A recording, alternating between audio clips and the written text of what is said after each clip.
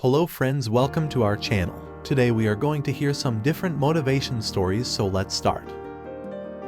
As often as we ask for forgiveness from a beggar, as often as we ask for forgiveness from a husband, wife, then maybe half of the divorces would have been reduced. It's funny but true, because we have brought ourselves to such a point that even if I make a mistake myself, I am not willing to say sorry to the people at the top. Or I'm wrong, I'm sorry. I didn't make a mistake, he made a mistake, so let him say sorry. The man at the top will also say, I didn't do wrong, he did wrong, he will say sorry. Values begin. No one is willing to speak up. We have an ego, which makes me feel small if I say sorry. Gradually, pride began to accumulate in the chest of both. Let him speak first, or I will not. The place of pride is hard, the place of shame is hard. Gradually, the pride builds up and becomes so hard and heavy that it becomes difficult to bear the pressure. To get out of the relationship, the stone of pride starts pressing on the chest. Unable to bear the pressure, the relationship breaks down at some point. This relationship cannot be fixed even if you want to, but we can keep these relationships for life if we want. They can live with love until my last breath. We can survive by compromising and adapting. There should be a concession mentality between the two. Don't be in just one person. A relationship cannot be sustained even if only one person has the mentality of giving in and adapting. Because he will break your anger and pride every time. A piece from this broken will be embedded in his mind. That I took everything from him. Even if he made a mistake, I said sorry. Still he refuses to give me leave. These words congeal into pride in the mind. Pride becomes stone. And that pride stone starts pushing to get out of the relationship. Finally ended, a beautiful relationship, a soul connection. We have nothing to do with beggars. If he apologizes to him, the relationship will improve.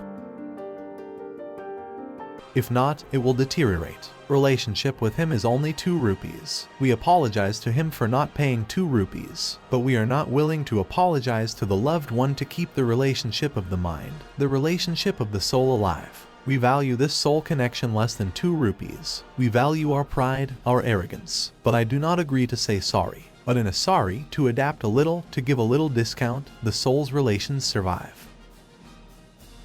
Long live love, long live loved ones. The depth of the relationship. Bengali love motivational. Stories love junction.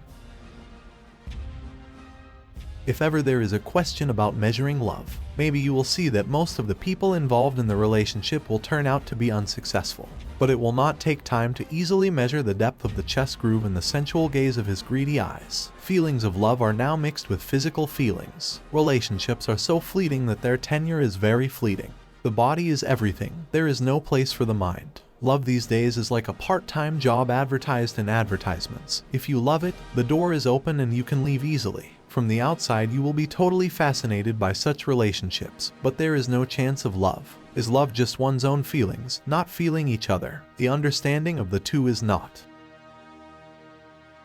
If you want to love, you have to propose to the person on the other side. If not, love will not accumulate. You have to sit on your knees with a rose in your hand and stand in front of him and tell him about your love. If he agrees, then your love will win. Otherwise you will come back with a defeat. Does love really obey so many rules? When you think of someone, do you wait for his permission? What is the permission in love?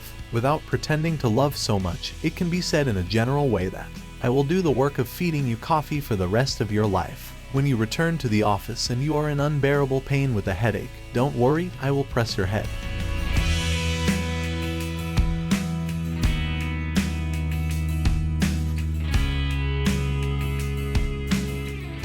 I will annoy you more and more. I will be the one who demands affection. Or I will take responsibility for your mood swings. There is no heavy rice poetry in these words, no showy false tricks. These words do not fade away in the sensuality of the bed. They are eternal. Love is a constant companion. Don't give your loved one a nickname that is only yours. One of the other feelings will work. It will make the relationship more and closer.